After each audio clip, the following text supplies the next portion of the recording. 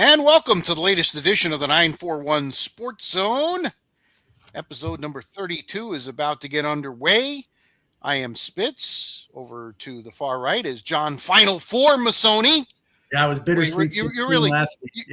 You really dug deep into the name thing there, John. I tried 5 different ways to make 4, something out of 4, and I just didn't have the creativity flowing. I'm sure I'll come up with something a little better next week. Yeah, it'll be Masters Week, so I'm sure you'll come up with something. There's lots of stuff for that. Absolutely. We've got a lot to talk about. We'll obviously talk about the Final Four. A very, very interesting story in the PGA, a tremendous story, and then just the opposite. We'll talk a little bit about that. We got Lightning back on top in the division. The Heat and Magic are going the absolute wrong way. And we'll talk a little bit about ABS, but we're going to start talking a little bit about Venice baseball, which, of course, is something in the 941 that is always at the top, and they've really taken it to another level. Jeffrey Fulcher, an assistant coach, kind enough to join us on the program. Jeffrey, how are you, buddy? Good, sir. Thank you for having me on. Excited to be here with you guys. And Rich, Jeffrey is also a media savvy guy. Oh, is he? Oh, wait a second. He's my. I would say that you and Trey are about 50-50 now as far as partnerships are concerned. About 50. He's also my stand-in play-by-play guy for when I go to, one of my exotic vacations I like to go. Yeah, like Colorado. Yeah, I got you. Colorado in the middle of winter. How exotic. And he might be the best PA announcer we've ever had. Oh. Because when our executive producer of our live stream comes up and she says, "Put Jeff on the mic." Wow. I'm like, okay, I'm not going to get yelled at. I'll go ahead and do it right away. So would that be Jessica? Yes, exactly, Jessica. and Jeffrey also works with USF football, right, Jeff? That's your deal too. Yes, sir. Also I'm with the football team. That's where I learn all my PA skills. See? Okay. See? Great. Yes, sir. Well, I'll tell you what, the baseball team is off to an unbelievable start. It's hard to believe that the regular season's nearly over. They won one tournament a couple of weeks ago, and then they went to the very prestigious NHSI tournament in North Carolina, a tournament that they were the defending champs, and they got all the way to the championship game, came up just a run short, but to make 2 runs like that in a prestigious tournament like that is pretty amazing. I'm sure Craig Faulkner and the gang are doing handstands. Oh, 100%. And like you said, the season is flying by. It seems like last week we were in the weight room at 6 a.m. getting after it. And now there's 5 games left in the regular season. Holy moly. But we hosted our inaugural spring break tournament, which we had local teams for the first year holding it. It was a good turnout. It was competitive games. And it was a good turnout. We did end up winning that. And then right after, 4 days later, got on a plane and went to North Carolina to play. And you said it. And it's the high school baseball tournament of them all. If you're invited to go play in the NHSI, you've got some boys on your team, and you're going to be playing some competitive baseball games against some competitive baseball teams, no doubt. And the pitching in that series for Venice, I just saw a lot of the scores and a lot of the line scores. The pitching is where Craig Faulkner likes it. You said 5 games left in the regular season. At this point, he's setting himself up for district run and then obviously into the state playoffs. 100%. And that's why we play such a tough schedule, is to get ready for the playoffs. And like you said about the pitching, this is now if you know anything about Venice High School baseball, we've had some guys on the mound. Orion Kirkring, who's the Phillies pitcher, Daniel Rodriguez, Cooper Hammond was 6'8", scraping the 2 inches from the ground, throwing about 90. Okay. This pitching staff we have this year is the best pitching staff that we've ever had. We legit have a 5-man rotation. I mean, it's impressive. Our ace, Carter Cox, he's our lefty. Our senior, he's our senior lefty, and he's about 90, but he's got 5 other pitches he can throw for strikes. Holy cow! Every time he's pitching, the stands are loaded with scouts, MLB scouts. Mhm. He is the real deal. And then we've got our junior, Cason Poplin, going to Liberty. He's touching 90 as well. He's got 2 or 3, 4 pitches. Then younger brother, Cohen Poplin, who's a sophomore. He's I would say our third guy right now. He's throwing 93, 94. So little brother is throwing harder than big brother. But little brother's got a little bit more command. That's why he's the second guy. But Cohen, in this tournament, he made the all-tournament team. He went, I want to say, he went 7 innings and 94 pitches, and shut down a really good team from Tennessee. And then we've got a freshman, Mac Carey. He's throwing 90, 91 as well with the best changeup. I mean, it is a wipeout changeup. And then we've got RJ Shields, who's throwing 95 to 96. And I like to call he's effectively wild. He might throw one at your head, and then the next pitch he's gonna paint the outside corner. So he's the reason why I had to quit baseball, because I be the guy diving as soon as the ball was effectively hitting towards my head. Right. So it's those. And then we have out of the bullpen, we'll bring in Aiden Carey, who's one of our side armors. Venice always has a side armor. Yes. Aiden Carey is our side armor this year. And he's throwing 85, 86 with a wipeout slider. And that's why I think going into the tournament, we'd only given up, I don't know, maybe 10 runs, all year. It's because of those guys. I mean, if we score 1 or 2 runs, if our offense score 1 or 2 runs, we're looking real good. Cox, you mentioned him. You didn't mention a college. Is he going to get drafted in June?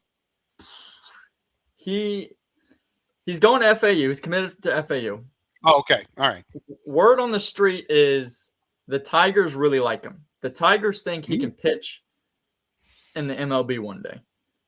Okay. The thing about Cox is he's about 5'11", 6 foot, so he doesn't fit the projectability per se. Yeah. But they may take him early round, but not give him early round money. Nice. And then he just has to make the decision whether he wants to go to FAU or does he want to go play professional baseball. Yeah, that's an interesting question because I think sometimes the 3 years in college can sort of season you. I'd asked a long time ago, what is college baseball? How does it reflect to how it compares to the minor leagues? And they said it's like AA baseball, and when you go to college, so you're playing AA ball, and a lot of guys can turn from college and maybe make a quicker move up the ladder into AA, AAA kind of scenario. But I guess it all depends on the player. 100%. And like I would say, if you're playing in the SEC, the ACC, I would say really that's it. If you're in the SEC or ACC in college, that is AA baseball. Right. So if you go 3 years there, I'll use my good friend Merrick Houston. Merrick Houston just got drafted first round by the Twins, 16th overall. Wow. He went to Wake Forest for 3 years, and it definitely gave him a head start. He's starting the year in high A this year. So it really just depends on where you're going to play baseball. And how much of that is him going from a metal bat to a wooden bat? Merrick? Yeah. I think when you're that good and you're that athletic, I don't think it really makes a difference. Like maybe because for travel ball, when you're playing in the really good travel ball tournaments, those are all wood bat tournaments. Okay.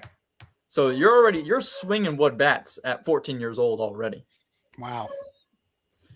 So yeah, I mean you have to learn and start somewhere. That's for sure. You don't want to be too far behind. 100%.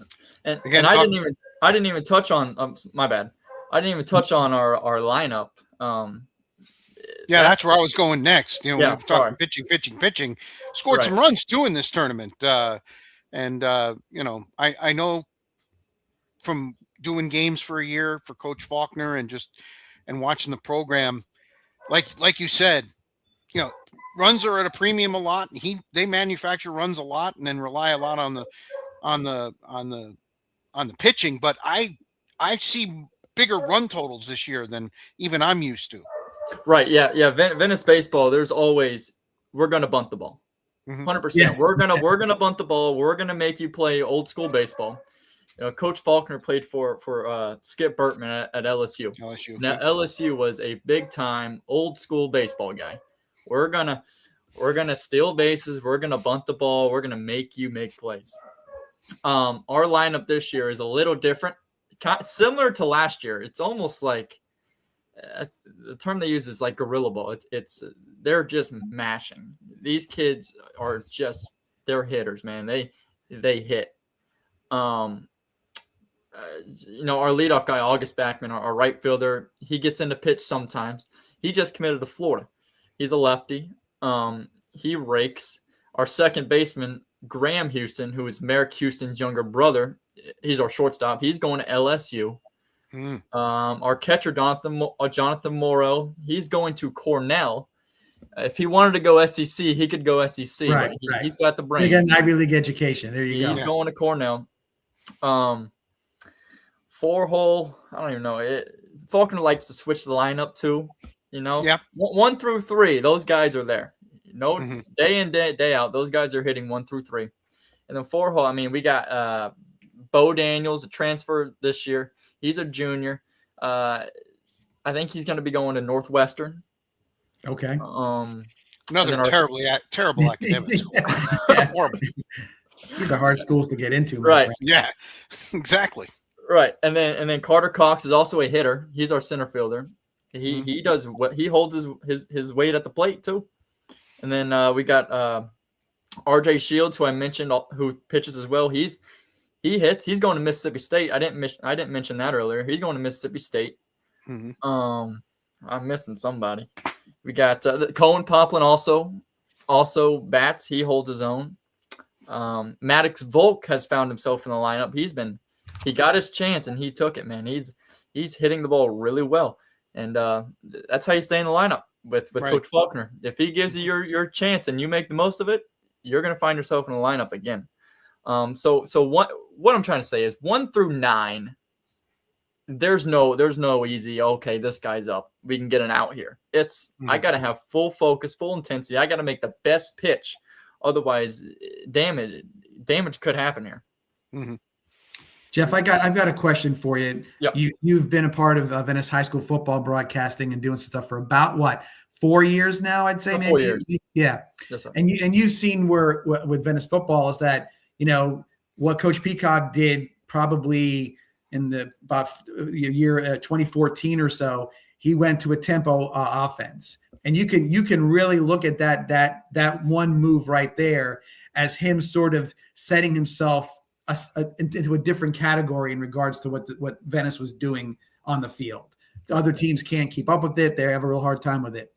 Comparably speaking, the submarine pitcher, like you mentioned earlier, is that Coach Faulkner's hurry up offense that all of a sudden something that nobody else is doing, and now it's become sort of a staple because I know you've got some great pitchers, but that one I can't imagine if you name it where I'm from, if I'm local or I'm playing in the first run of the playoffs or whatever, and here comes somebody who's throwing from the ball's coming up at me, a la softball, and I've got to figure out if it's a fastball, a curveball, or whatever the heck else it is. That's got to be so intimidating. It's such a stopper when things are getting a little shaky.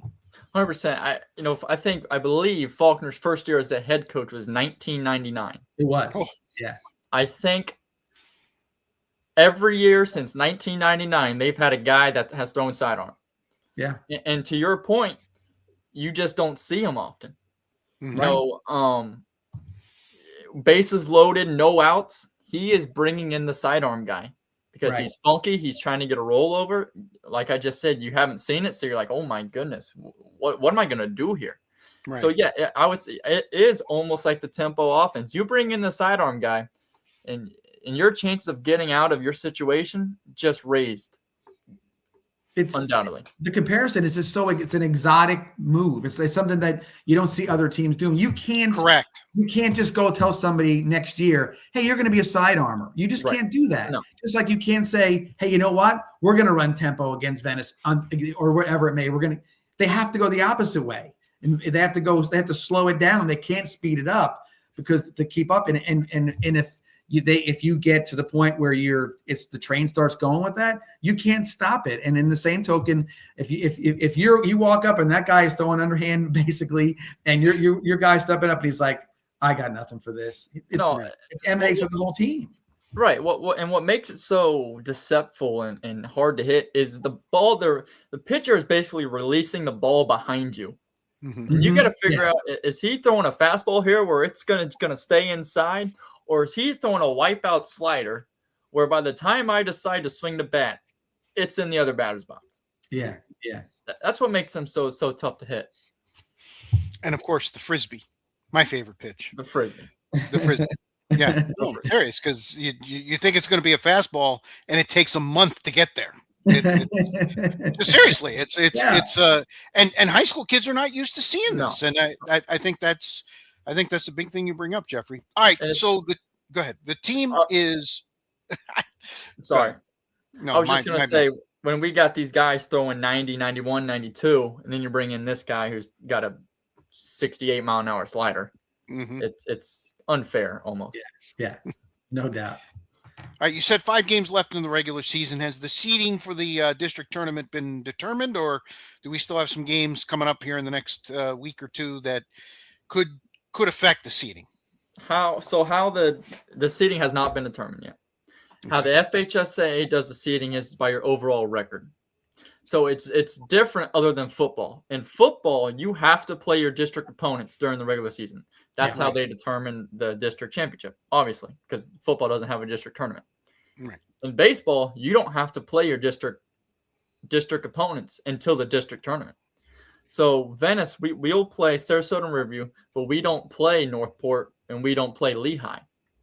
Okay. So when everyone plays their however many games in, like you got to play the games by this date, then the FHSA will have their bracket release show, and then you play whoever the one seed in our class gets the bye just because there's an odd number of teams, and then you just play whoever you get paired up with.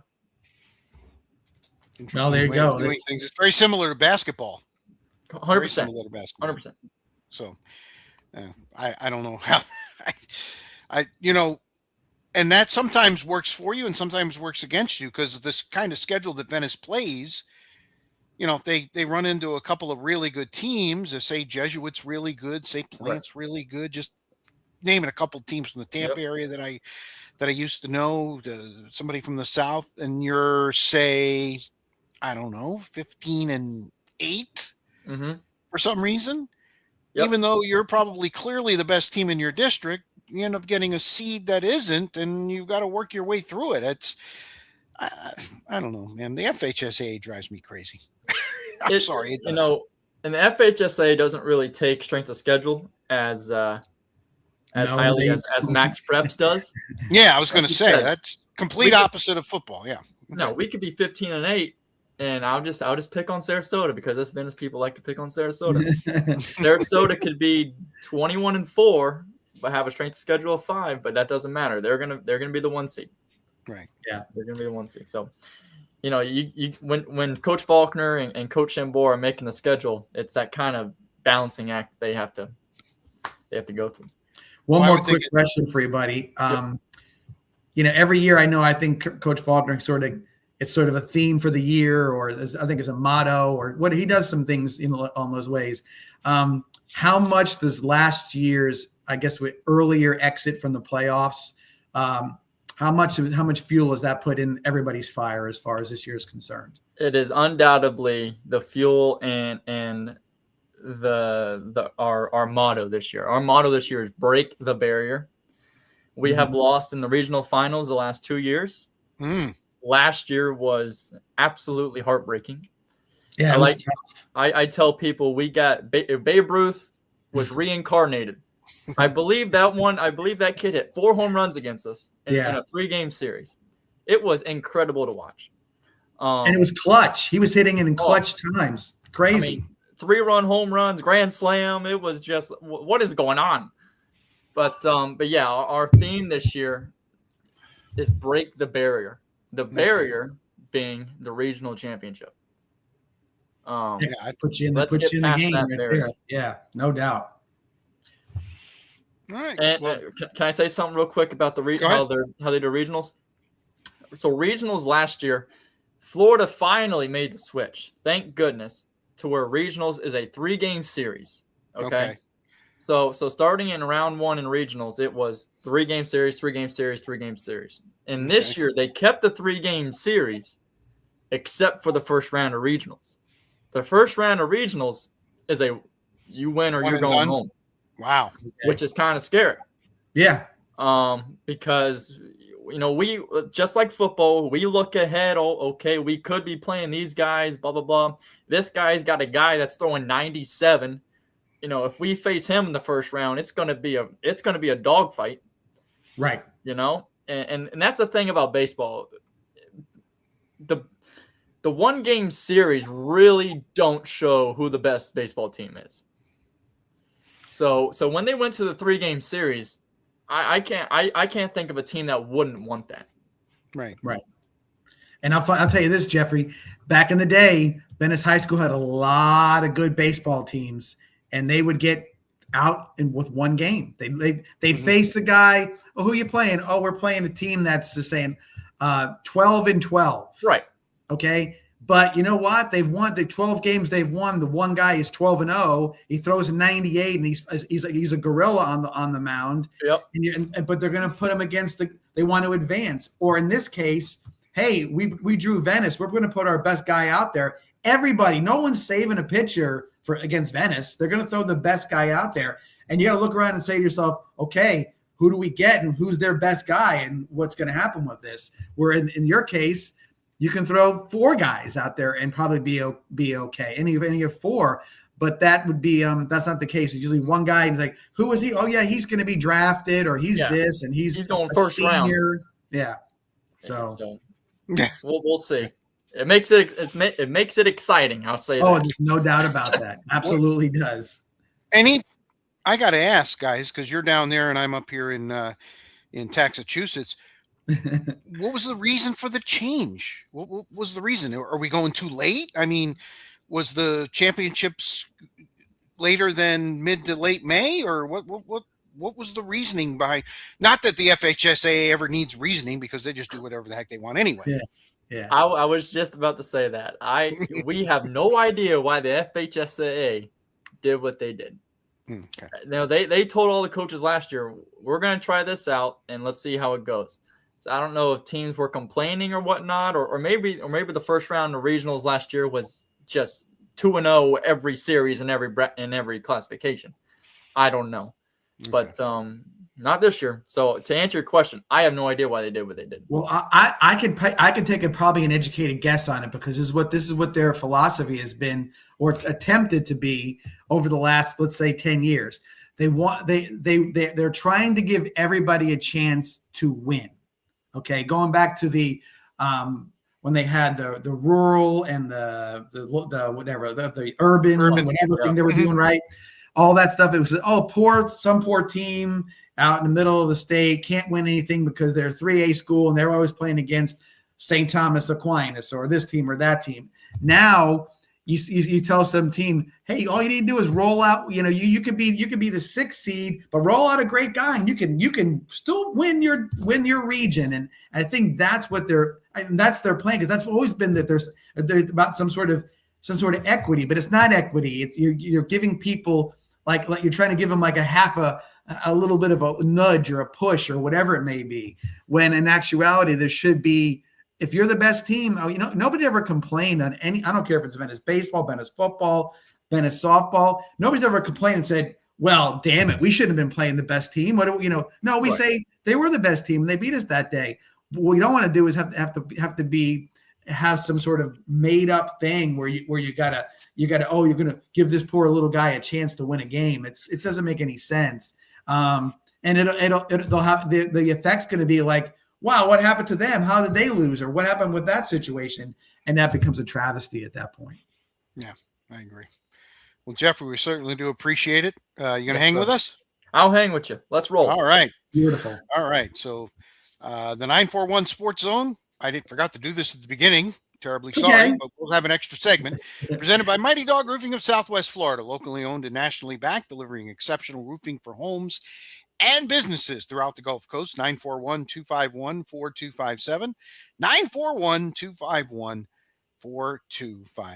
Well, guys, the Final Four is set.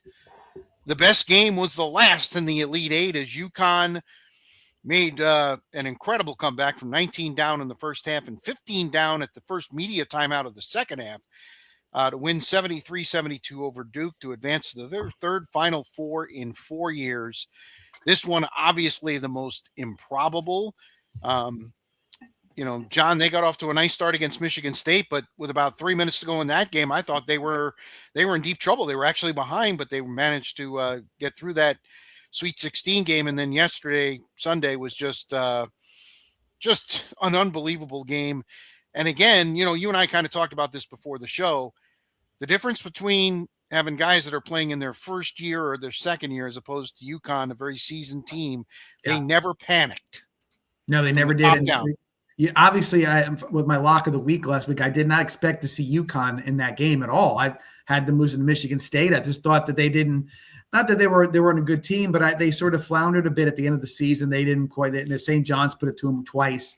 I thought they were going to be a tough, an easier out than they ended up being. With that being the case, from that game, obviously, the 40-foot buzzer beater from the logo after just a terrible inbounds situation that actually you shouldn't say it worked out perfectly. But there was an extra pass that didn't need to be made. You could have stood right there, burned 2 more seconds, and shot free throws and ended the game. But the thing to look back on is that the stat that stuck out the most: 134-0. That was how many teams in that with a 15 or better point lead in the going at halftime had lost the game in the final as the one seed.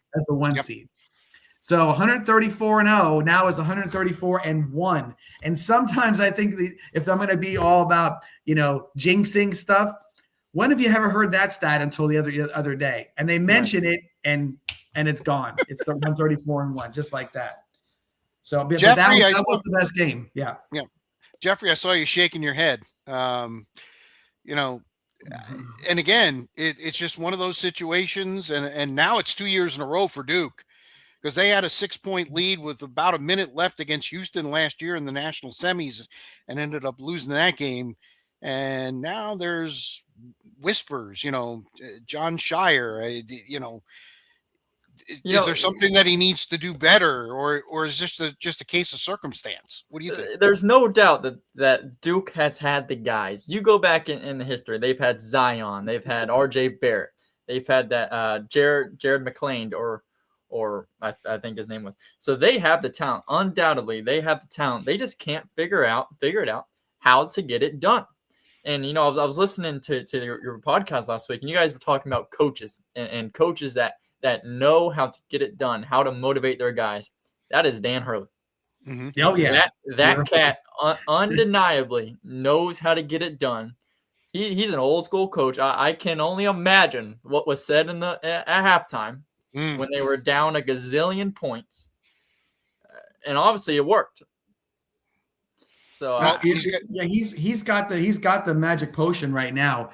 The two natties are great, but then to sort of come back, lose to the eventual national champion last year, and then back to the Final Four this year, with a different cast of characters for the most part. And he is right now. I think he is the guy in the NCAA right now. He is definitely the guy. And Jon Scheyer, following Coach K, we said it was going to be a tough road to toe, right? And I thought he was doing a good job. Yeah. It took Coach K a while to win a natty, but the program is in a different spot now than when Coach K took over, right? So you got to look at it from that perspective too. I think patience will be the thing. I think the next recruiting class is going to be interesting for him because he's going to lose his best player to the pros, probably 2 of his best players to the pros, I would imagine. And it's a reload scenario for him. So it's going to be interesting to see how he recovers. One thing I will say, ACC basketball along with ACC football is not quite where it was before. Football more than that. So I think Duke, again, not trying to downplay how good Duke is, but Carolina starting over with their coaching situation. Who's the third best team in the ACC? Can you wrap your head around Clemson, Louisville, all those? Miami was the 3 seed in the tournament. Miami was the 3 seed, so that's what I was trying to get at there. So Miami actually was the 3 seed. None of the Blue Bloods were in there, so that situation. So and the Wake Forest and the Georgia Techs, the NC States have really floundered in some ways. NC State was a little bit. They were playing game, right, if I'm not mistaken. But that's yes. You didn't see that before, so a little bit of that's got to be something to consider. Maybe they're not playing that really rough schedule coming into to be ready for it. I know I think that's part of what Florida did because even the SEC was a little bit iffy this year. You know what I mean? Arkansas played well in spots and whatnot. The Big Ten and the Big 12, but the Big Ten probably way up as far as the best league, and the Big 12 now probably a close second. Yeah, and that's why Duke plays the kind of schedule they do before the conference conference season starts. My apologies. They play everybody and anybody. They played, the Michigan game I was in Florida, so that was mid-February. Yeah. On the floor, which turned out to be the same floor that they played the Sweet 16 and Elite 8 at in DC. So they had everything right exactly as the way they wanted it. But there's no, of the Sweet 16, there was one ACC team, and that's got to improve. If you're the ACC, you have got to get that to be better. I don't think there's any question about it. And, you got some new guys coming in. You have new blood at North Carolina. Will Wade decided to go back to LSU. God, we can have an entire podcast over that. That is nuts. Yeah, it's crazy. So, what I did back in 22 is actually okay to do now. So I'm going to go back, and I have a good relationship with the governor. Apparently that's what you need at LSU, but I digress. You're right. It's if you're North Carolina, all right, you should clearly be the second best team. And obviously Duke is the target, and they're not. And who are they going to get? It sounds like they're going to go outside the family. How's that going to go over? What if he goes 20-12 next year? They're going to look for somebody else because he's not a Dean Smith man, right? No, it's going to be something along those lines. So who knows? Jeffrey, I see you. I see you shaking your head. It's kind of like how college sports is nowadays. If the head coach doesn't do good, they don't even, maybe give him 2 years. If he doesn't do something in 2 years, they're looking for the next guy. Yep. I feel like they don't give coaches enough time to actually establish a program and a culture. But at the same time, when you accept a job at Duke or North Carolina or Kentucky, there are expectations that when you walk in that door, you're going to win right now. Right. And those fans don't like losing. No, they don't. Mark Pope is on the proverbial hot seat. He's getting a 3rd year, but if he finishes the way he did this year, he ain't getting a 4th year. He won't get halfway through it if that's the case. Right. They'll have somebody quick. Little sidebar here, Rich. I'm just kind of thinking about this. I saw it clearly coming earlier in the year, but LSU is putting together a coaching. I would put it. How to put this consortium or whatever it may be of some of the people that you would not want to have your wallet hanging out of your back pocket.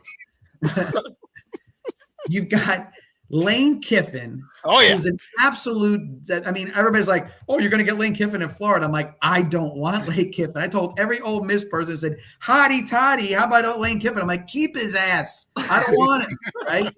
He's a snake in the grass. You got Wade. I mean, that's not even a snake in the grass. He's Beelzebub. All right. Kim Mulkey, I wouldn't want to see her in a damn alleyway.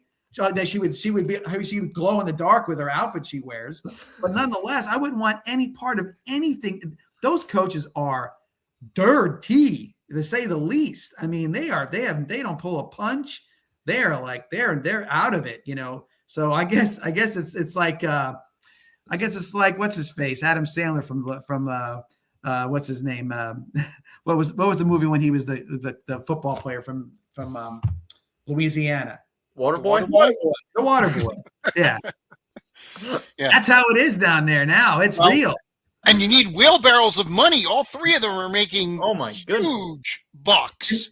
And the baseball team kicks ass. And I think they're the cleanest program out there that they have, at least.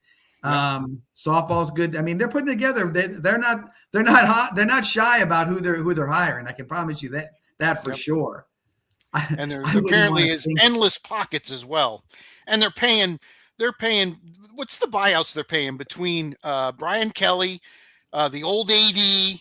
I mean, they are paying money for people not to work. Like they bragged about saying, "Don't worry about it. We'll find the money." You know, that's right.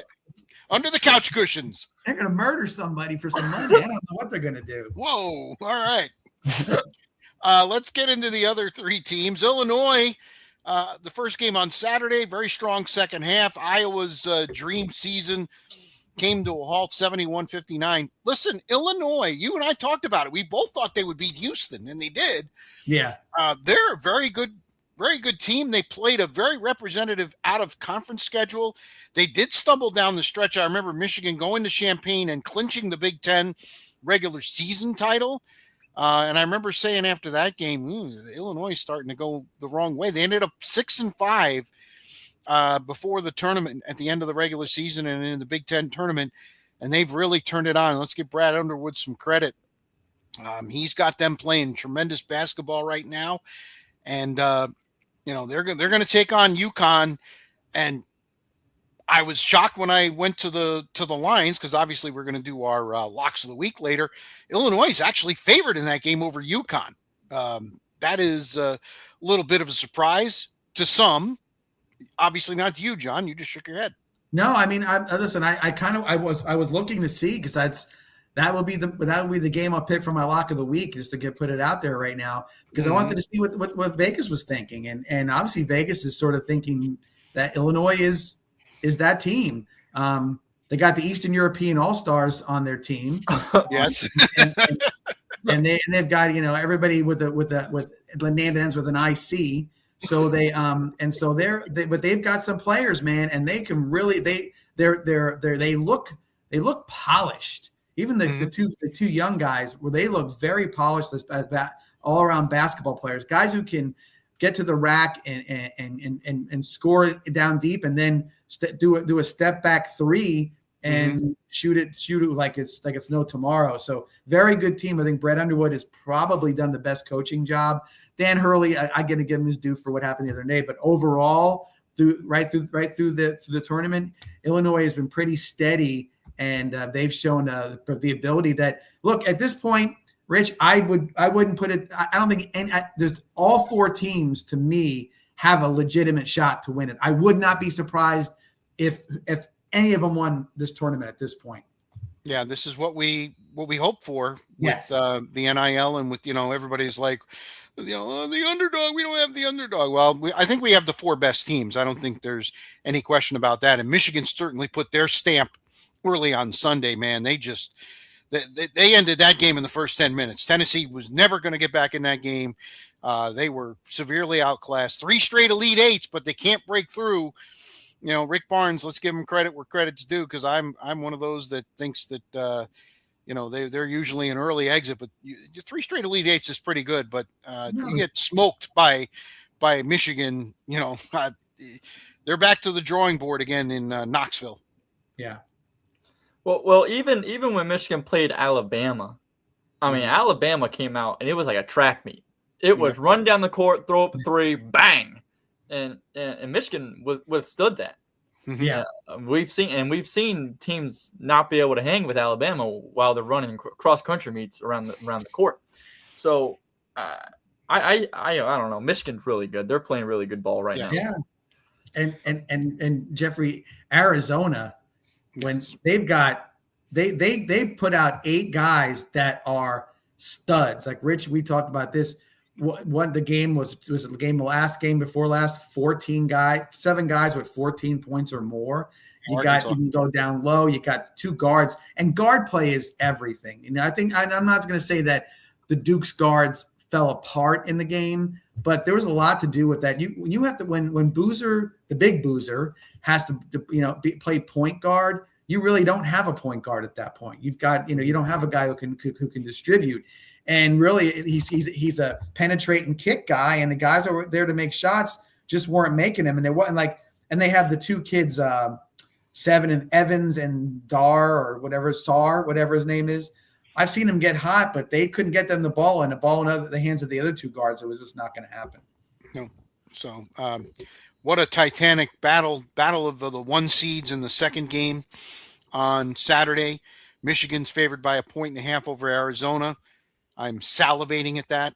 I think Arizona. Listen, I'm not going to take anything away from Michigan. They have been tremendous. Dusty May has done an unbelievable job. They were the best of the hardest league.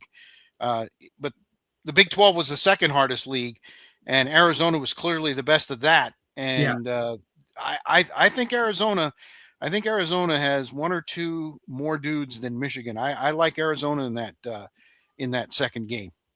I think polished basketball players like we talked about. Michigan can run guys out there. The kid Mara, the big tall 7'3" guy, he's got some skills, but I think he can be. I think Arizona can knock him off his mark a bit. And again, the kid Yaxel, I can't even say his last name. It's such a hard last name, Lewinberg or whatever. I know you're talking about. But everybody calls him Yaxel. That's his first name. But they're I don't know if they have 7 guys that can go for 14 points. So if Yaxel gets in foul trouble, Michigan loses 50% of their output, maybe in a half. And that could be a difference maker. So if you're Arizona, maybe coach is saying, go at him hard, try to draw fouls. Let's get these guys in some trouble here, and then they won't have such a deep bench. He can try it out the water boy if he wants to, but that doesn't make him a basketball player. You know what I mean? Right. So he's got to have guys that can stay with him. And Arizona, they go 8, maybe 9, and they just the depth is I think Michigan's depth, because of the way he substitutes, is more looked at and well known. But the depth that you see Arizona, it looks like an NBA team to me when they come out, because a guy who's the 8th guy coming, the 3rd guy off the bench in the NBA is a damn good shooter, or he might be a guy you put in right away. In this case, it's the same thing for Arizona. All right, Jeffrey, who do you got in the national championship game? I think put me on the spot. I think UConn's going to do it. All right, UConn against who? Michigan, Arizona. I think it's going to be Michigan, fellas. Okay. All right, so UConn and Michigan. None of that surprises me one bit. I would be happy to have that as the game. Be great. There is not a bad game out of the 4. No, 100%. You can put it together. I'm just falling back on the coaching. I think the coaching is, and you can't go wrong there. Seriously, you can't go wrong. He's done his best job this year of the previous 4. And I'll say this: that everybody you're talking about that the Michigan game, Michigan Arizona game, it sets up as a classic, and it should be a classic. I believe that. But that UConn Illinois game, that's going to be a real basketball fan's going to love that game, because those 2 coaches are going to be knock to knock. You make a move, I make a move. That's going to be a very strategic game right there. And they've got players similarly in kind of put together. A young freshman kind of guy who can shoot a little bit. Some guys down low that are role players that can make plays. I like that. I think that game could be based on the matchups, one of the best Final Four Saturdays you've seen in a long time. No question. All right. So Jeffrey says UConn beats Michigan in the championship game. Did I catch that right? Yes, sir. Yep. All right. John? Well, I'm going to give something away, but I have UConn, Arizona in the Final Four, and I'm going to say Arizona wins it all. All right. I have Arizona and Illinois. I guess I'm the lone wolf taking Illinois, and I think Arizona wins the Natty. So, all right. Couple other things before we finish up college basketball. Rick Pitino got paid, boys. He got paid. This is going to be his final job. He's going to be 71 next year. By the way, he still looks like he's 55 on the sidelines.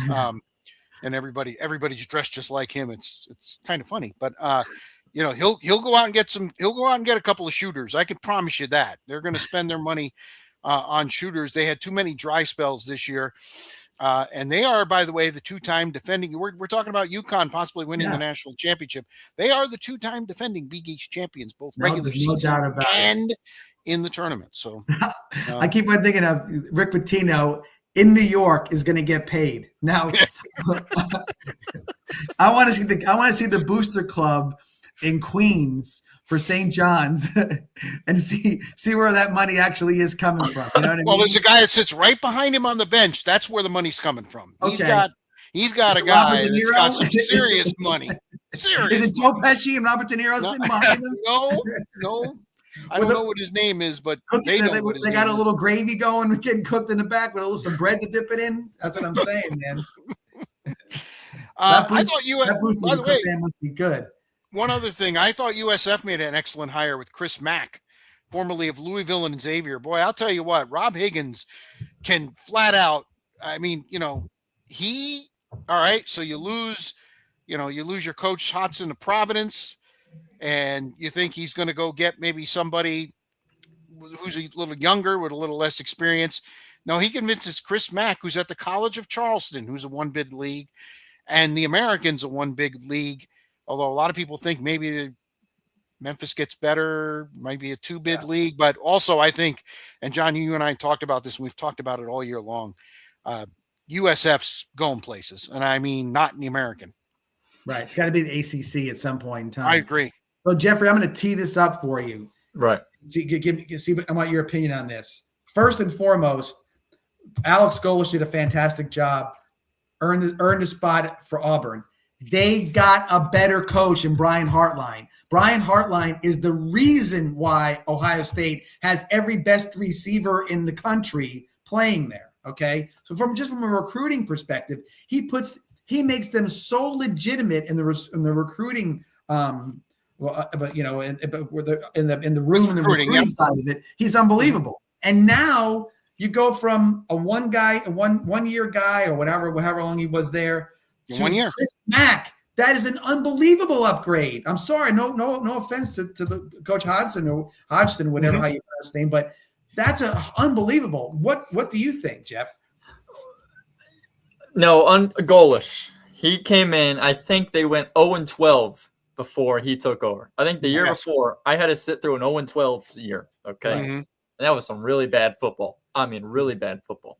There was more stands at Venice High School football games. More people there than at these USF games. Golesh comes in, does what he does, runs a tempo offense. I have at the college level. I have my thoughts about that. Right. But like you said about Hartline, man, that is probably I want to say that's probably top 3 coaching hires throughout all of college football last year. Best hire of the year by far, because for USF to get him, that's a huge get. That's huge, and he'll be there probably because it's his first head coaching experience. He'll gonna give you three. I would say to him, please get us to the stadium. Yeah, right. We want you there for whatever it may be. Put the money out there to get him to stay. And get us to the ACC. That's what I would be. And like you said, that guy is known for recruiting. And it's a known fact. Florida and Georgia and California. But since that guy is going to be in Florida, if he can keep the talent that is here in Florida, he has a chance to put USF on the map. And I don't know if you fellows looked at USF's schedule this year. If they don't go 12-0, it's like it's going to be a travesty. Right. It is cupcake central for USF this year. Really? 100%. If you go take a look at the schedule after this, I mean, it's I think they dropped out. I think Alabama maybe dropped out or something like that. Some big SEC was somebody who did drop out. You're absolutely right. You're absolutely right. And then I think we replaced him with Kent State. Oof. The worst of the MAC. Holy crap. So, but it all comes down to the athletic director. That guy goes out and gets. I think USF just got like the women's head coach maybe at Alabama. Alabama head coach. What a hire that was. Yeah. I'm telling you that. Listen, Tampa's a great place to live. Let's face facts. Look at the Lightning. They have been able to. I'm not saying it's only the sunshine that the Lightning do really well. They have a great coach as well. But when you combine everything all together, and you can be in Tampa, great place to live in the state of Florida, no state income taxes, you name all the advantages of people that all these people coming here. Why would you not? It's a great. And I think the only thing they missing was on campus football. Now they got it, and it's going to explode. Just look at UCF. What a difference UCF. They got so far ahead of USF because of the stadium. The experience with people say, "Oh my God, what a great way to what a great tailgate scenario at UCF." It's going to be there at USF the same way now. In some ways, it's going to make it all different, all better on campus. It's going to change everything. I am the example of what happens with USF. USF, smaller school. My age group, we didn't think of it. USF didn't even have football. That's why I'm a Gator fan. UCF was a Division II school. I was at UCF going to school. I'm a Gator fan, right? I put all my money into that situation, but I put money into UCF because they've also done some things that have been pretty outstanding. Not a fan of giving yourself a national championship, by the way, but that's sort of embarrassing. But the thing is, now you're going to have people who are Gator boosters in Tampa who are going to say, we need to go to some USF games. We need to put some money into USF because now it's on campus. Now it's better. It's not trying to run across Dale Mabry to make it to the game on time. That's like great. Now you can actually just walk up and just walk in when you want to walk in, and somebody's tailgating. There's a barbecue going on. It's going to make the whole experience way different on campus. Everything is going to be great. And the stadium itself, it's not Penn State. They're not building 100,000. No, they don't need to do that. I think it's like 30,000 people or something. That's it. You know how cool 30,000 is? How loud it is in one single bowl? Perfect. It's phenomenal. UCF is one bowl. That thing is awesome. And then we don't have. Let's say you're playing, a Kent State or whatever, and it's 1,000,000 degrees at 4:00 on a September. Maybe you don't get everybody there. It doesn't look like a big ass empty stadium. It looks like it's normal to have 15,000, 20,000. So it makes it's a much better deal. Looks going to look great. It's going to look great. Now, guys, they put Kent State as homecoming. As they should. Oh, that's good. By the way, I'm looking at the schedule and I see exactly what you mean. Their toughest game could be their second game at Army. They don't have Navy on the schedule, which is rather shocking. So that could actually be their toughest game if Navy and them, get to the American Championship game. That should be very, very interesting. All right. 941 Sports Zone, episode 32. Jeffrey Fulcher, our special guest, presented by Mighty Dog Roofing of Southwest Florida. 941-251-4257.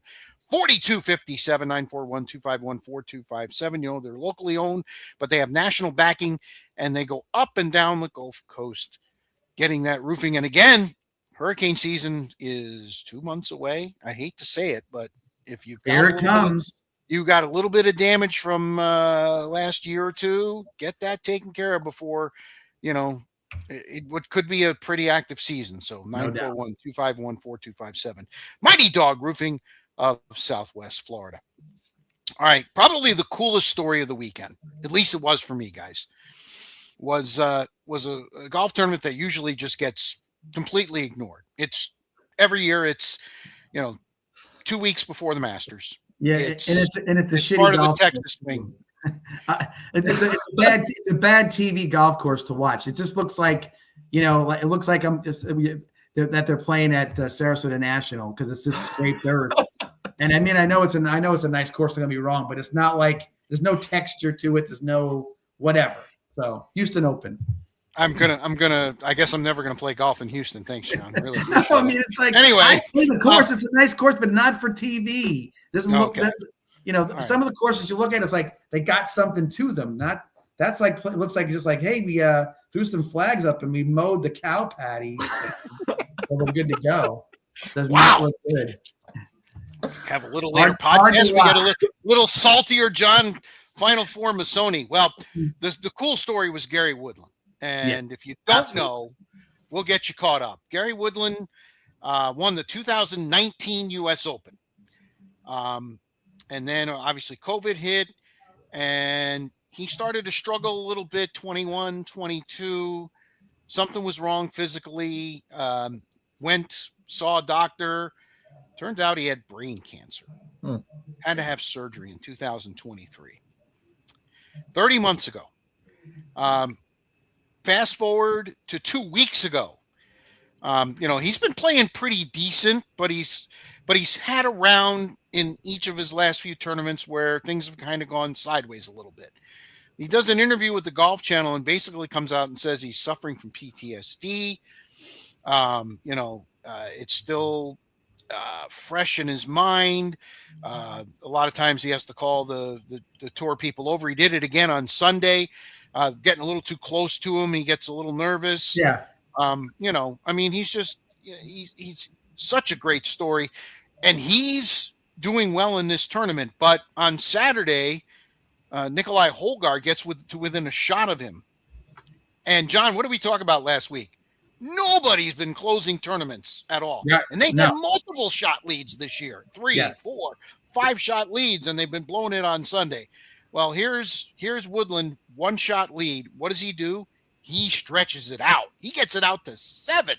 Yeah. By midway through the round, basically puts it away and gets the victory. Just a tremendous story for a couple of reasons. First of all, he is the person who took the longest in history of the PGA from his first major to his next win, 7 years. Okay. Yeah. 2019 U.S. Open till the Houston Open. Also, the cool part to me, and everybody says, well, why do you have these 2 Texas tournaments? Well, guess what? In most cases, you get 2 people that get eligible for the Masters. Yeah. Gary Woodland is eligible for the Masters. How friggin' cool is that, John? Yeah. No, it's phenomenal. And to watch him handle himself classy, and with everything that was going on with him, it was a lot, and he's a very well liked guy on the tour as well. Absolutely. And a lot of the players, they support him as much as possible, but then he had this secondary problem with PTSD, and it's a real thing. Everything. Oh, was he at war? No, he was in some way. Yeah, he was battling cancer, and there's a lot to be things that linger with that, and what am I going to get better or is it going to get worse? Who knows? There's a lot of unknowns to that situation. He handled himself fantastically. He was a college basketball player before he was a golfer, and so he a little of that toughness maybe coming from his basketball background, and he's a real athlete playing golf, and probably that may have pushed him through a lot of this stuff to get back as quick as he did get back too, Rich, which was really astounding to me more than anything that he was able to get better that quick. Yeah. Tip of the cap. Played well down the stretch, and again, at full game, he's always been a guy who's I wouldn't call him sneaky long, but consistently he's a long hitter, which is why he won the U.S. Open at a beautiful golf course in Pebble Beach. Yes, and so he did a fantastic job, and can't say much more than how happy I am as a golf fan to see him put the W up on the board and get a chance to walk around Augusta and maybe who knows, he's got the game for it. He definitely has the game for it. And so I would say if he's coming in hot, he might be something you want to lay down to finish top 10 or better. Jeffrey, you're an athlete, you're a coach, this is to me, I Friday he was up near the top of the leaderboard, and I was just like, that would be just the most awesome thing if he can somehow see this through. And then he had a 3-shot lead after Friday, and then, like I said, I woke up Sunday morning, I'm like, ooh, 1-shot lead. Is he going to be able to get the horse into the barn? It's just an unbelievable story. So, I mean, like, I actually didn't know the guy's story until you just told it, and that's just incredible. And what he's going through is just wow. And like, I work at a golf course, okay. And when you said this tournament got overshadowed, I didn't even know it was going on. Yeah, okay.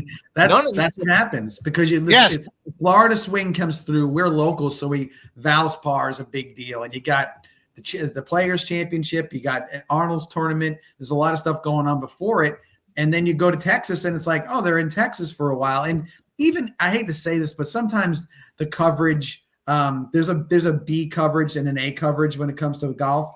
They get the B coverage. Right. If it wasn't for Woodland, we would have had a bunch of Scandinavians fighting for the win. It was like, who's the guy with 17 vowels in his name who's winning the tournament? Right. You just click, you're off. And in this case, he brought eyes to the Houston Open, and that was good. That was a good deal for sure. And it turned into an A show as from a B broadcast, but it ended up being pretty good.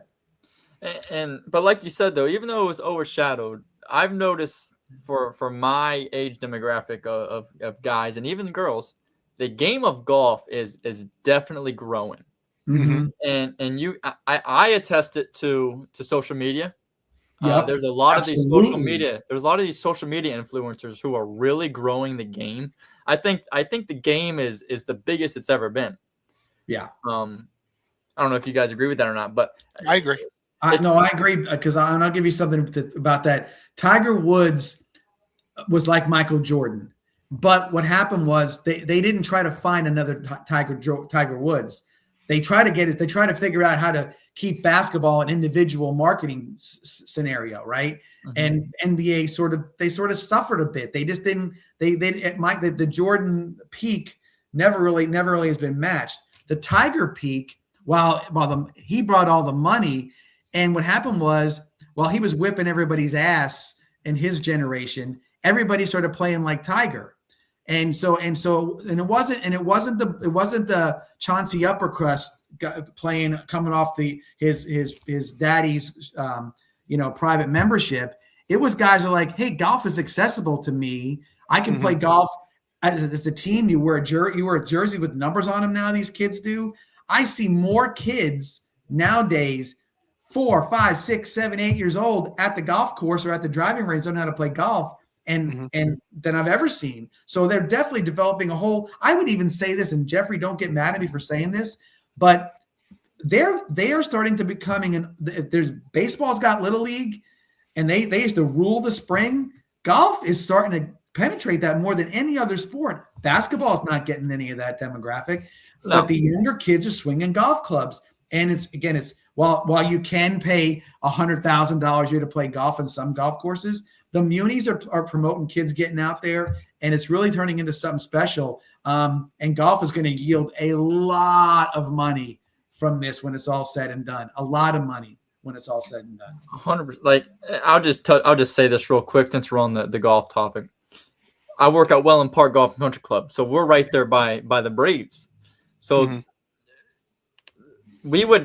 Olsen would come out there all the time. Michael Harris would come out there. Yastrzemski was coming out there. And these guys are almost every single day when they were not in the lineup, those guys were golfing. Mm-hmm. It's just like you said, John. It's just becoming accessible for the younger folks. And it's just growing. And I'm glad. I'm glad the game of golf is growing. And I'll say this to you: it's not so much from the TV coverage. Okay, it's from going to live golf tournaments and playing the game. Okay. And playing the game, you can suck and still have a great time. You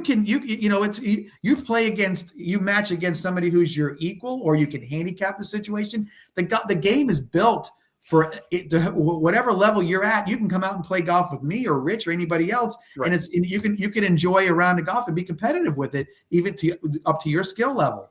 And so that's the big difference. It's not people that your generation or whatever generation is running home to watch the Houston Open. It's they just left the golf course and they're running home to eat dinner. That's what it is. And then we're seeing more and more of that over time. And golf has made himself very accessible. You know, golf clubs, hey, my golf course costs me $1,200. Well, you're silly because you can go online and go to Callaway pre-owned or whatever, pre-sale, and get a whole set of golf clubs for about $400. Mm-hmm. And so it's not the and I have friends of mine say, oh, it's expensive. Not as expensive as having a boat or not as expensive as other stuff like that. You know, that's expensive stuff right there. You go out there and you can run around at 3:00 in the afternoon and play $25 and get maybe 18 in if you rush around enough. Right. With three of your buddies. Absolutely right. That's right.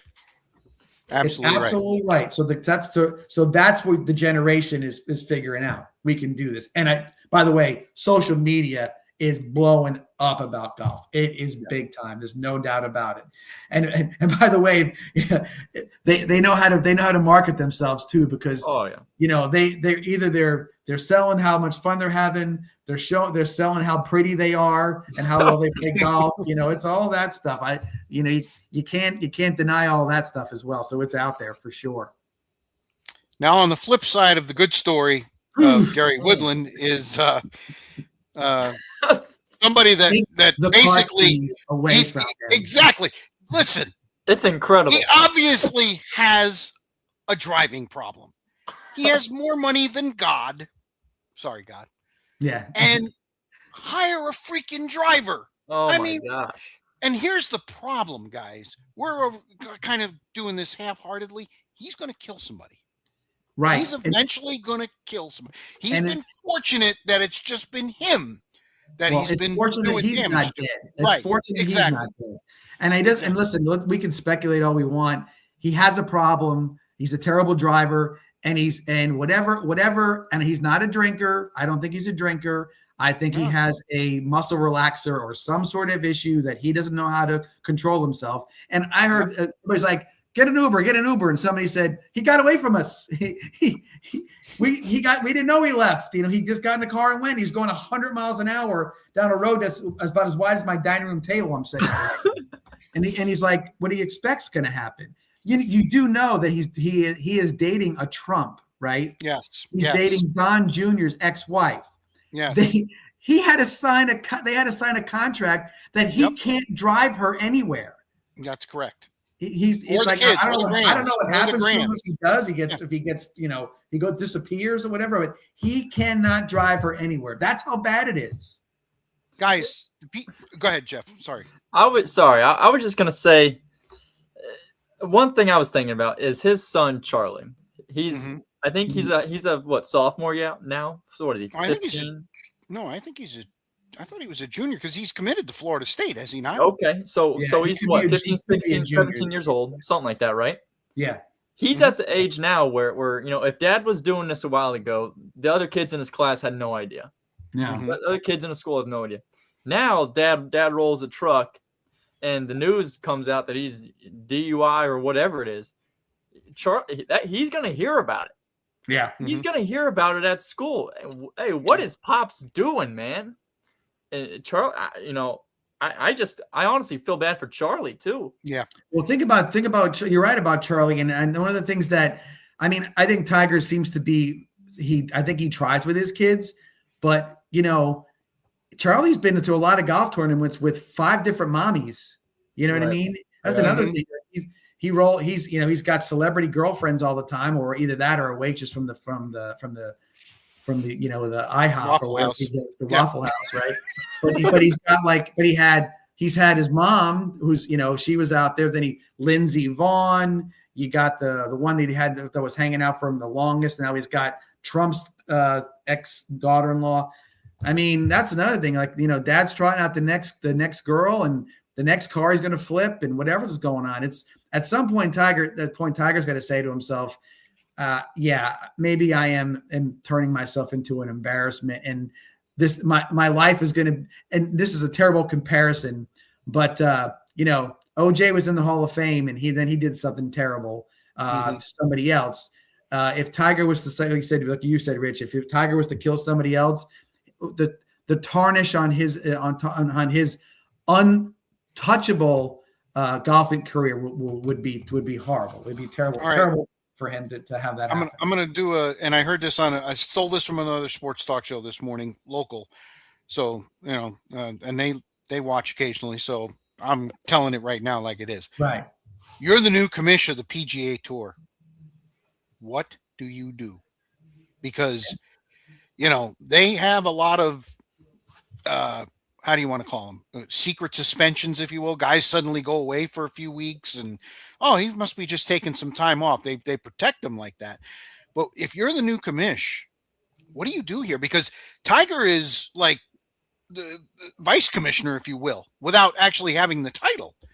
But they've got to do something, because this is, like I said, this is getting to be a very dangerous situation. Jeffrey, you go first. Okay. I think about, now this is kind of conspiracy theory. Let's put our 10 hats on, okay? All right. Right. I got my green one. All right. I got my flat globe out. Right. It's Michael Jordan retiring. It's Michael Jordan retiring for a year, then coming back. Okay. Yeah. Me and a lot of other people think it's because of his gambling issues. The NBA had to do something, but they didn't want to say we're suspending him because of gambling. Right. Now, you got Tiger flipping cars like he's in the demolition derby. Now, this is public stuff. Yes. They have to do something. I agree. Have to. They've got to make a point that they are not going to allow their guys to act like this and then come out and play in the Masters 2 weeks later. So you're 100% right. But Tiger came out one time already, did a public apology. Now, if you remember that time, Rich, when he went after his first incident, he made a big dramatic. He needs to go to acting school, by the way. Go ahead. Right, terrible. The tell about what his problems are is that he sweats like a horse after running the Kentucky Derby, just standing in a podium. He's just like that's not a good sign, right? Mm-hmm. So with Tiger in particular, it's not going to be a situation where he needs to come out and put some stock answer into this. He needs to come out with the commissioner and say, look, golf made me billions of dollars, and I'm not going to tear it down. I'm not going to do whatever it may be. Look, let's not make no more comebacks, no more any of this stuff. If I continue to play golf, I'm going to make sure that I'm trying to be the best person I can possibly be. I have demons, and I'll see you on the senior tour every once in a while, and I'll play with my kid in a whatever, a 2-man game or something. Yeah. I'm done. I'm done. The TGL is my baby. That's kind of a fun deal. There's not a lot of people worried about, whatever, but I'm not going to come out there and do whatever. I'm still here to guide. And whatever wisdom I can, and maybe my notoriety helps us get better TV ratings or whatever, but I'm stepping away. Love the game. Love you guys. So see you when I see you. I got bigger fish to fry. And I think he has to do that. He got to step away from the game and no excuses. Just walk away and say, I've done all I can do, and I'm not doing anything. Not just that, John. Get help. Yeah. Help. No, there's no doubt about it. It's one thing to step away. It's another thing to actually get help. It's almost he is Rich. He is the Hollywood guy who is a drug addict and tells everybody to go get him his drugs. I can't see it any other way than that. Because you just can't be that guy doing it over and over and over again. Look, if everybody has car accidents or gets a ticket, this guy is flipping cars at 90 miles an hour. How he is not dead, right, is unbelievable to me. Remember, he was on side streets in Orlando when his wife put the putter through the window, yes, and whatever was going on, that he wrecked that car. Okay. And so he's and God knows how many other cars he's wrecked. You mean it's only what we know. He could have, for all you know, you could talk to his neighbors in Jupiter Island, like, hell, he's run over 17 mailboxes in the last 2 weeks. Right. You don't know. He's like, I'll pay for it. He's got the money, and they're all, they don't want any notoriety. That's like private. They don't care about that stuff. So yeah, I just think it's at the point where he's got to just bow out, take your bows and do whatever, pop up for something here, but you're not, don't keep on, because it's always like, is he going to play in the Masters? No way this guy plays in the Masters. They put him out there. I can't imagine the Masters letting it happen, because those guys at Augusta National, they're very cool, kind of uptight people, I guess you would say.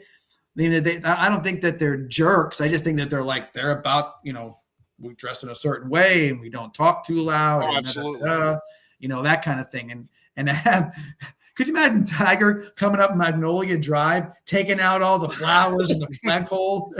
I'm here. Like, holy crap.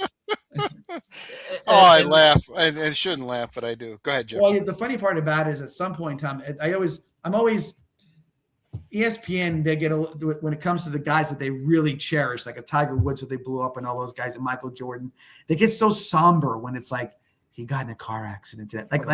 Like we all should be like, oh my God, no, he's a rich guy. He's a screw up when it comes to cars, obviously, and whatever he's putting in his mouth every day. So I mean, tell the story like it is. Don't act like it's some Greek tragedy. It's just it's a guy who's acting like a fool. He's got to get his head on right. That's all. Yeah. But he can't act like a fool and expect everybody to say, "Oh, come on, rush back." You need to go away for a while. You need for maybe or forever, and just be an exhibition guy at this point. Right, and the guy literally just announced, "I'm coming back. I'm ready to play again." And it's almost like you said, John. It's like the universe is telling him, "You're done." Yeah. Go be a commentator. Go sit behind a desk, and just talk about the sport. That's a very good way to put it. The universe is telling him something. Will he listen? Who knows? That's the thing. Yeah. He's so stubborn. Like you said, John, we talked about him a couple of weeks ago. He was as good as he was because he was an asshole. Well, he's still being an asshole, but unfortunately, it's probably going to hurt or kill somebody. See what I'm saying? An asshole is an asshole all the time. Okay. Right. So he's asshole on the golf course, asshole behind the wheel, probably an asshole at home. Who knows? Yeah. All right. 941 Sports Zone, episode 32. Mighty Dog Roofing of Southwest Florida. Glad to bring it to you. 941-251-4257. Locally owned, nationally backed. Delivering absolutely exceptional roofing for homes and businesses up and down the Gulf Coast. 941-251-4257. The Lightning are back to playing good hockey. They're in the middle of a 7-game homestand. They won back-to-back games over the weekend. They continue to have issues early. They fell behind 2-0 on Saturday and managed to score the final 4 goals and win that by the count of 4-2. And then Steven Stamkos and the Preds come in yesterday. Nashville scores the first goal in the second period. Lightning able to get it tied up. Nashville leads 2-1, and the Lightning tie it at 2 and win it 3-2. They are now tied with the Sabres at 98 points in the Atlantic Division.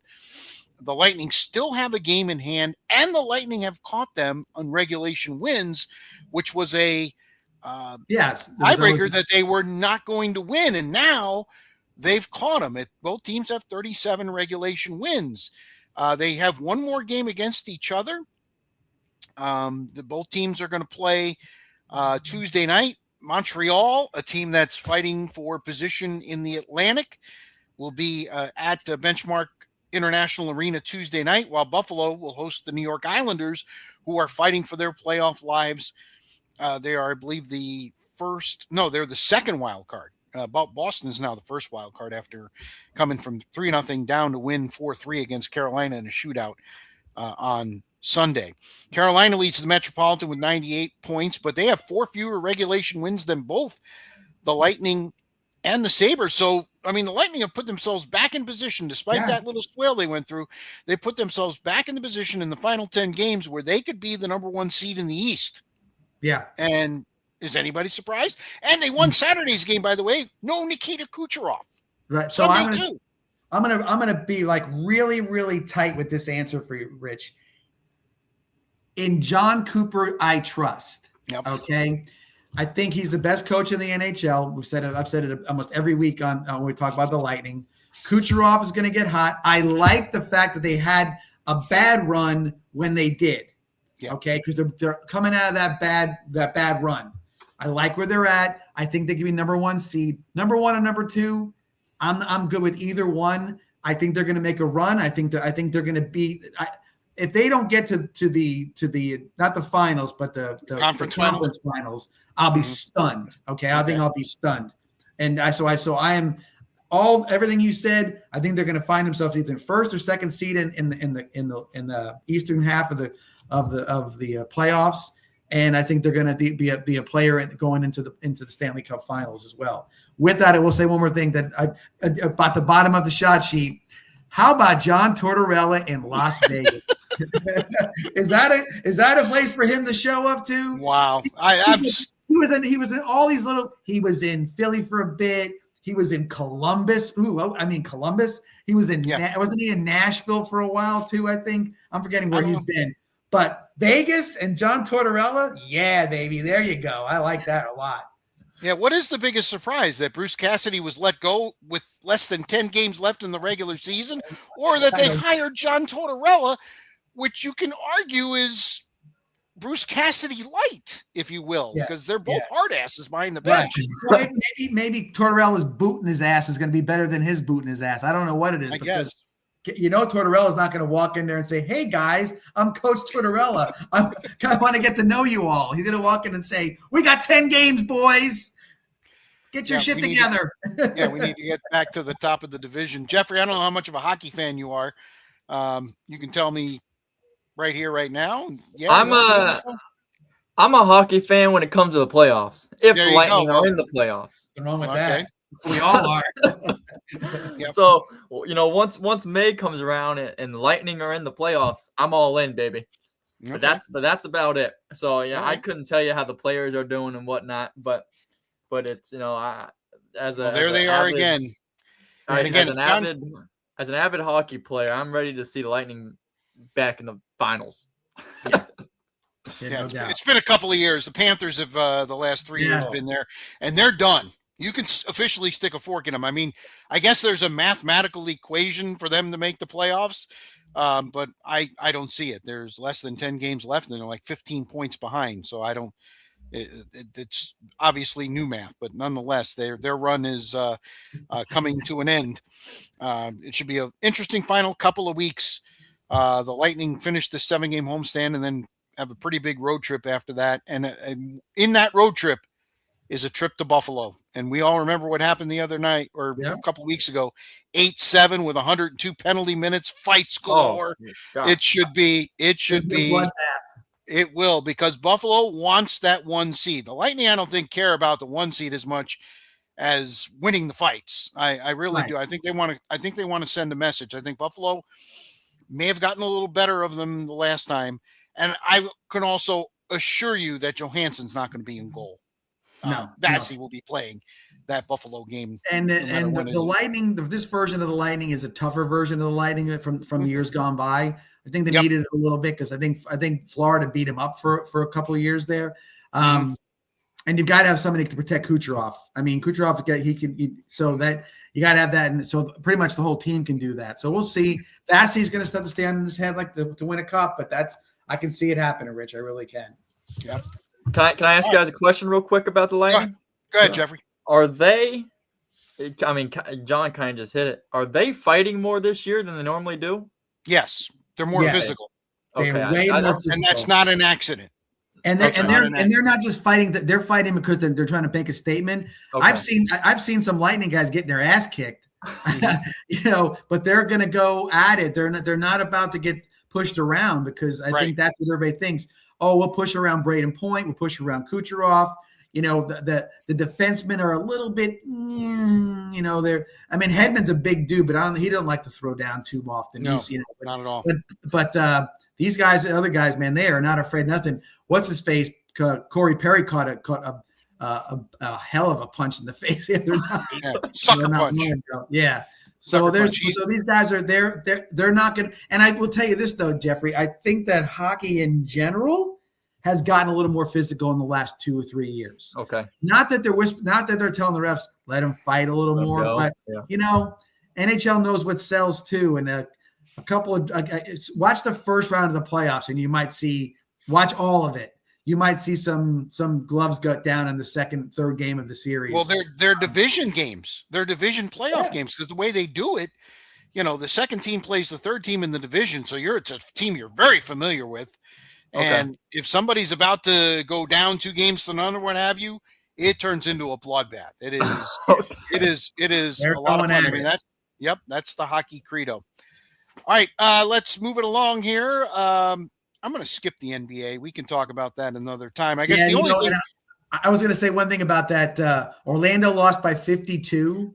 52 to Toronto last night. And I want to say it was the guys, it was the Barclays and the Shaqs, and somebody said, "Is Orlando trying to tank?" And they're like, "From what?" I mean, what do you? Yeah, they're going to be in the play-in tournament. They're so playoff. far clear. They get tanked from the 9 to the 10 seed. They're there. So, but again, so it's like, but it's that it was that bad, or it's been that bad for both Miami and Orlando the last couple of weeks that it looks like they're tanking, but they're just not playing well. They're not good. Well, there's some things for not playing well, guys. Miami is at least trying. I don't think I think they've overachieved this year. Orlando could be looking for a new coach very soon. You lose by 52 with 8 games to go. Yeah, I mean, Jamal Mosley could get Bruce Cassidy. Right. They said Panchero doesn't even want to talk to him anymore. He's totally giving and up. That's a problem. And he's the main guy there, so that's a done deal. And that is a players' league. So if Panchero's not going anywhere, let's put it that way. Yeah. Well, it's funny about basketball. Are they really coaches, or are they just glorified, equipment managers? Because I don't think they do much anymore. I think it's like rundown court, especially now. It's either a dunk or a 3-pointer. So what are you going to do? And everybody chucks them up from 3 right now. So I don't know how you can make it. I mean, granted, there are still some great coaches, but boy, if you go deep in the league, you're like, who in the hell is coaching who? What? Yeah. You don't even know a name anymore. So it's tough. Absolutely. One other thing before we get to our locks of the week and what's bugging me. The first weekend is in the books in the Major League Baseball season. And the biggest thing that I could take from it is the new ABS system. Yeah. I don't know if you watch some games. CB Buckner, who is now the worst umpire, and Jeffrey knows. Jeffrey's laughing hysterically. Angel Hernandez saw this ABS coming, and he said, "I'll see you later. I'm done. I've umpired 27 years. I'm good. I'll watch from home." The performance CB Buckner put on in the Red Sox-Reds game 2 of that series. First off, in situations like that where he was wrong so much, I don't think you should run out of challenges. And I think that's part of the problem. Everybody's like, well, you got to be strategic. Well, if a guy is all over the place, I mean, 6 out of 8, 75% of his challenges were overturned, and he was getting visibly upset. What's he getting upset about? That he sucks? I mean, right. It's well known that he's not a good ball and strike umpire. He's either got to poop or get off the pot. I mean, seriously, because this is going to happen every 4th day that crew works, that he's behind the plate. And it stinks because, Roman Anthony, in a pretty big situation, I think he had 2 straight or 3. Was it 2 straight or 3 straight pitches that he challenged, and he won every one of them. And it turned out from strike 3 to ball 4. And it actually gave the Red Sox a chance. But overall, I think the ABS system acquitted itself quite well.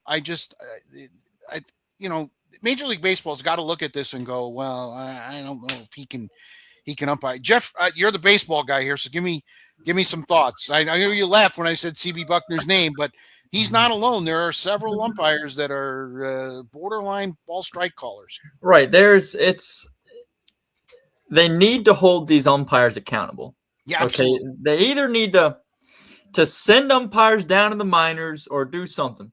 And this ABS is going to just extradite or expose these guys even more, because these MLB hitters, they know the strike zone. Yes, they do. I mean, it's so impressive how well they know the strike zone. And I got to watch a little bit of it last year in minors when when Merrick was playing down in Fort Myers for the Mighty Muscles, and they they tested out in the minors before they bring it up to the majors. Absolutely. And let me tell you what, the minors umpires are atrocious. I mean, it was one every 4 pitches was being challenged, and they were winning them.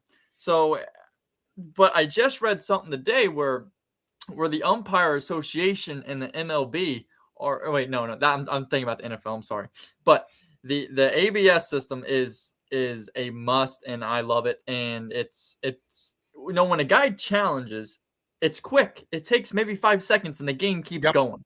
Yep. It's not a long, drawn out thing. Speaking about Buckner, Buckner was getting aggravated. I think you're going to see some ejections because he's going to get aggravated. I think someone's going to, when they run out of challenges, someone's going to mock tap the head, and he's going to just ring them right there. Yep. Yeah. Well, I'm gonna go a little different route with this because you sort of touched on it when you said about just going into the NFL stuff. But here's the deal: the strongest union of any referees and anything else is baseball. It's been that way forever. They tell MLB they give them the middle finger every chance they get. They've always been that way. They're untouchable. The game's about them.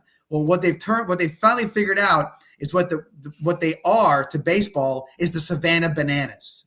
Okay, because it's a damn show. It's about how loud you can go, and you kick your leg up, and you do this, and you want to, I always thought it was funny when a guy like Earl Weaver or Billy Martin would get mad at an umpire, but an umpire's got his face just right and it's going at the same way back at the manager. But that guy gets to stay in the game, and the player or the coach gets thrown, right? Because why? Mm-hmm. Because he's special. You can't embarrass the umpire. They embarrass themselves. Right. That's what they are. They do it all the time. So at some point in time, MLB's got to look at these umpires and say, hey, because there was a chance a while ago where they could have wiped all those guys out and started from scratch.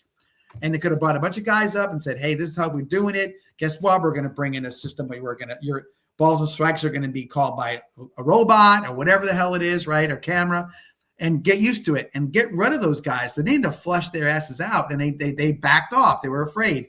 But I will say this: that's been that way for years and years and years. And now it's just somebody's actually showing them, you're fools. You make foolish calls.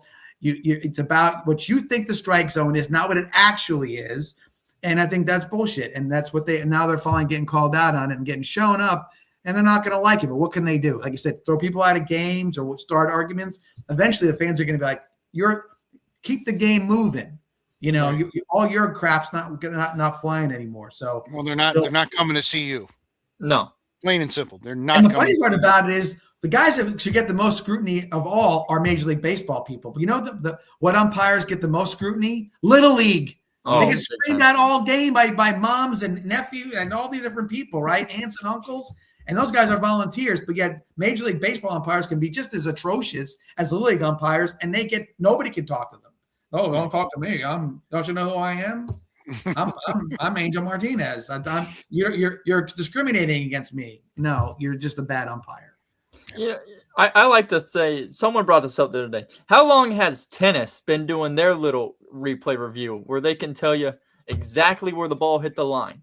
Like they've been doing that for years. I would say close to 20 years. Mm-hmm. Or getting very close to 20 years. Right. So the technology has been there. It's just they are just now had the cojones to actually implement it. Yep. Well, I agree. As somebody who worked in the minor leagues for 9 years, I was the official scorer for the Charlotte Stonecrabs for 9 years. Yep. From their inception to 2016 when I moved out of town. They ran a lot of things through the minor leagues. Pitch clock was 2014 it started in the minor league. So it's not like this just showed up. Right. They have plenty of empirical data, and they've been doing, like you said, they've been doing this in the minor leagues for years, and those umpires are more used to it. So it almost seems like a good idea to maybe elevate some of the good ones, some of the ones that grade out well. You don't just send everybody up. But the ones that grade out well, you bring them up, and you give CB Buckner a little bit of a vacation, and maybe 100%. he thinks about do I really want to put myself through this? And what his argument be? he can't say it. The machine's broken, right? Right. So he's got no argument, and it's get better. And maybe he doesn't want to get better and that's the point. Or he can't. Or he can't. Now let's be real. He may not be able to get better. And that's when you say thanks very much. Here's the gold watch. We'll see you we'll see you on the golf course. Out you go and be done with them. And that's performance based, right? If you had your job and you were wrong, 100%. You'd be fired. You'd be done. So same thing goes for him. If these umpires can put their ego the only aside, job where you can be right. Right. If these umpires can put their ego aside, it could almost be like a training thing for them. They can better themselves from it. Right. And that's the thing. You're that's got to be. I guarantee the guy's not sitting back pondering his career. He's sitting back figuring out a way he can get them to back off. That's what he's trying to figure out. Yeah. So that's how they all act. Yeah. No question about it. I was going to say the only profession where you can be right 50% of the time and keep your job is weatherman. So anyway, and I don't want to rag on weathermen. If there's a weatherman that watches this, I'm a weatherman. No, they know it. Yeah. Absolutely. All right, we're up to the final couple of segments of the show. Running a little long today. Locks of the week. Well, I know my lock of the week. Yeah, we were rolling along. We were, you and I were having this contest. I'd win, you'd win. I'd win, you'd win. I couldn't gain any ground on you. Well, last couple of weeks, we both are losing. Go ahead. Tandem losing streaks. Yes. That's what we got going here. I think you had Michigan State, and I had the team that can only put 4 guys in the game in the last minute. Nebraska. What in the world? That's so good that it happened in the Sweet 16 because people have almost forgotten about it after what happened on Sunday with the Duke UConn game and this and that. But wow, what a colossal blunder! And I know that. Listen, the head coach fell on the sword. Good on Fred Hoiberg, but there's some assistants that got to answer some questions. Because what were they doing? There's no doubt. There's several guys on the bench. Should be coach. It's only 4 guys out there. Coach, I can use 11, 10 guys and not 11 guys. 5. Right. Yeah, exactly. There's only 9 guys out there. Yeah, there's only 9 guys on the court. Wait a minute, we're in white. There's only 4 of us. Oh my God, that's just incredible. In a Sweet 16 game in the last minute. I mean, that's unbelievable. That was it. They still had a chance to that point, and it was over after that. No doubt. All right. So with our both losing, you're 17-10, which is still outstanding. I'm 16-11, which is starting to get a little too close to the Mendoza line for me.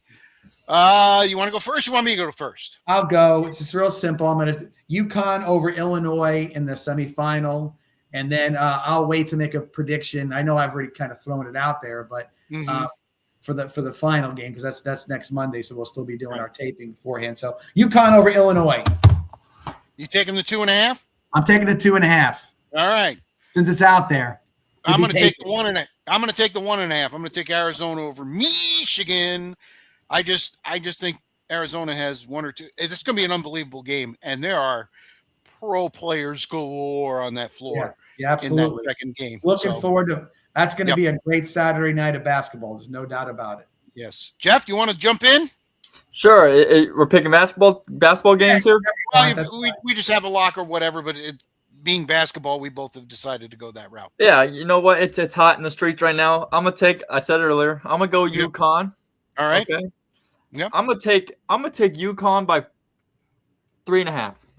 Okay, so you're gonna lay the 2.5, and they're gonna cover. All right. Yep. 100%. Awesome. Okay. Gotcha. All right.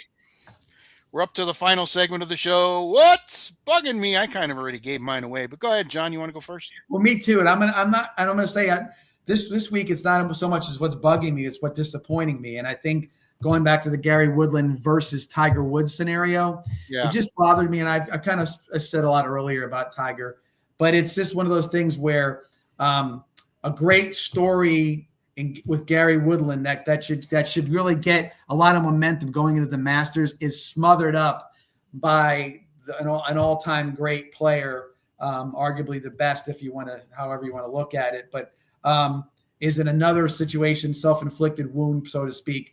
He's been He seems to get it. He builds himself back up again. He's had nothing but a home run with TGL, the Indoor Golf League. So it's such a cool deal. He's got a major part in that situation. He doesn't put himself out there too much. They'll talk to him a little bit, but he's not trying to gobble up airtime for those guys that are doing it. And it was looking at potentially a return to the tour to play in a couple tournaments here or there. Augusta was on his mind, and this is what happens. And it's sad that overtakes what a great story Gary Woodland is. So disappointing is more of what it is to me, and I think golf deserves a little better from one of their all-time greats. Totally, 1,000% agree. You got something bugging you, Jeffrey? I've got something bugging me, and it started in the NFL, and now it's making its way over to MLB, where games are starting to be aired on Apple TV or Netflix or Peacock. It's going to be Paramount Plus here, I'm sure, or Hulu. It's ridiculous. You got to have all these freaking streaming services just to watch the sport. That's what bugs me. Yeah, no, that's a great one. Netflix me a lot for football too. It's the same thing, right? It's just the same thing. And look, it's already been out there, and I know from people I know locally who are getting rid of their streaming services because there's too many. So they've got to pick a lane at some point in time. So if unfortunately, does that mean that you're going to have a splintered audience? Yes, it does. Because you're going to say, well, I have Hulu, so I can only watch the game on Thursday night, or whatever that may be. Look how bad television has been, where MLB is now the home for 11 teams for their games. Yeah. So the Rays are on MLB because they can't get. How do you have the 10th or 11th biggest television market in the country, and you can't figure out how to get a television contract with a local baseball team? That's no good. And then when you're spreading it out that thin, you wonder why more kids are playing golf than playing baseball in some cases. There you go. Right? Yep. Right. That's what it comes down to. Accessibility to the game to watch it is not there anymore. It's getting less. And the MLB pass itself is $149. Okay. If you want to watch your hometown team, let's just say the Rays, for example, you got to pay an extra $99. I mean, that's what are we at? We're at about 200 probably 60, 70 bucks after taxes that someone's got to cough up to watch baseball. I mean, come on. Yeah. And they'll say it's only $1 a game. Right. Yeah. Yeah. Right. They'll say something like that along those lines. But it used to be free. Free. Yeah. And guess what? Baseball, no offense, there's a lot of games. There's a lot of shitty games too that you're like, I'm going to turn this off. And you'll say to yourself, I haven't watched the game in 2 weeks, but I paid for the whole package. It's hard they can't follow the NFL route because NFL is one game a week. Okay. 18 weeks of football. It's hard to match it equivalent. So putting it all over the place just makes it harder to watch. That's all. The NBA is doing the same thing, and their ratings are way down. Yeah. Way down. John, you and I talked about this last week. Prime on either Thursday or Friday. It's so hard to find, NBC, Peacock. Is it on one? Is it on both? Now we have NBC Sports Network, which is carrying some of the Peacock games, but not all of them. It's crazy. And I totally 100%. What's great about this, Rich, is we have a young guy sitting in the middle of us right here. And normally if we did this, they'd say, you're just old. You don't know how to, you're just used to watching 13 stations and da-da-da-da-da-da. Yeah. No, it's not. Because again, I hear more of Jeffrey's age kids saying the same thing. It was cool for a while, but everything else, now it's not so cool. You know what I mean? And it's especially for sports. My daughter up in Gainesville, she's always like, I made them get YouTube TV because when I visited up there, I was not going to watch, I'm not going to binge watch The Office. I love The Office, but I'm not going to do it when there's football games on, right? I'm not doing it. So like I said, okay, you guys my son-in-law wants to watch football. And now they're saying like, yeah, it's stupid. We got too many subscriptions. Right. It is stupid. Guess, you know what's on every little Netflix, everything? The Office. They're on everything. Everyone's got it. You know what I mean?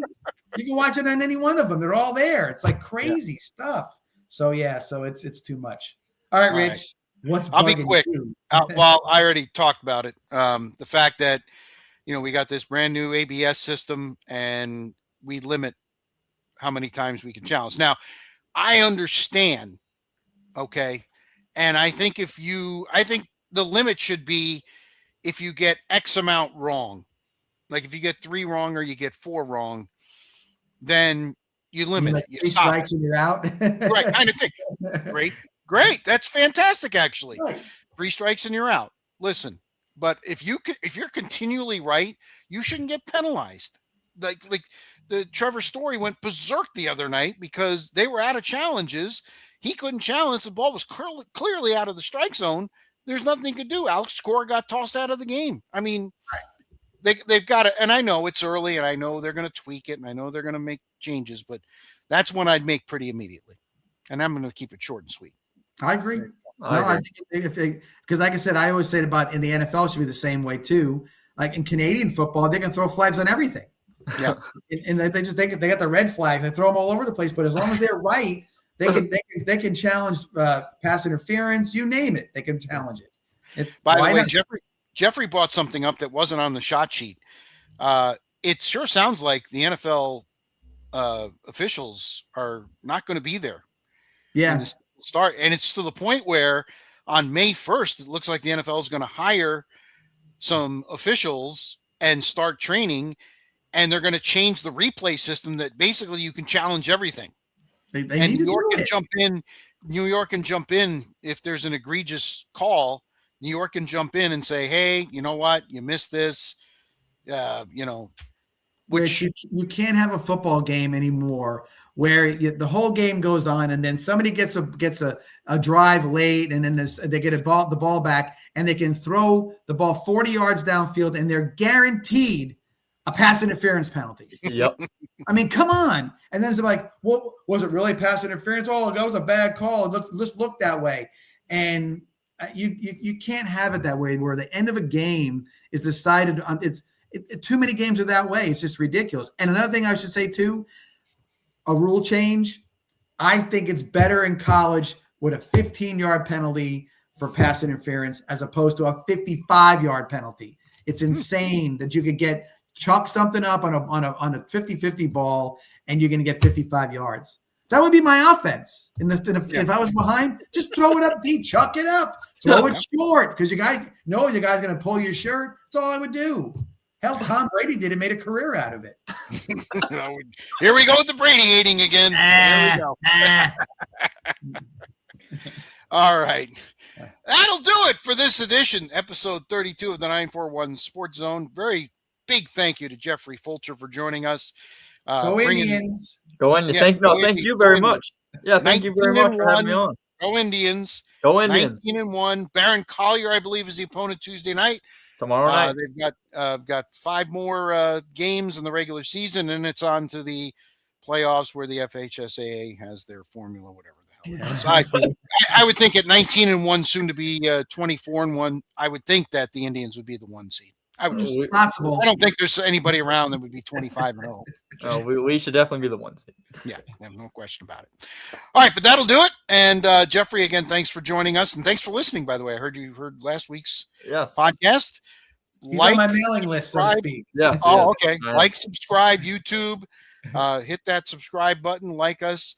We're on Facebook. We're on X, the artist formerly known as Twitter. We're on Instagram. We're everywhere. So wherever you can consume your podcasts, we'd appreciate it. And give us some feedback. All right. We can take it. We're big boys. We can take it. I don't mind. Yeah, absolutely. All right. So for Jeffrey and John, I'm Spitz. Until next Monday, it'll be National Championship night. So long, everybody.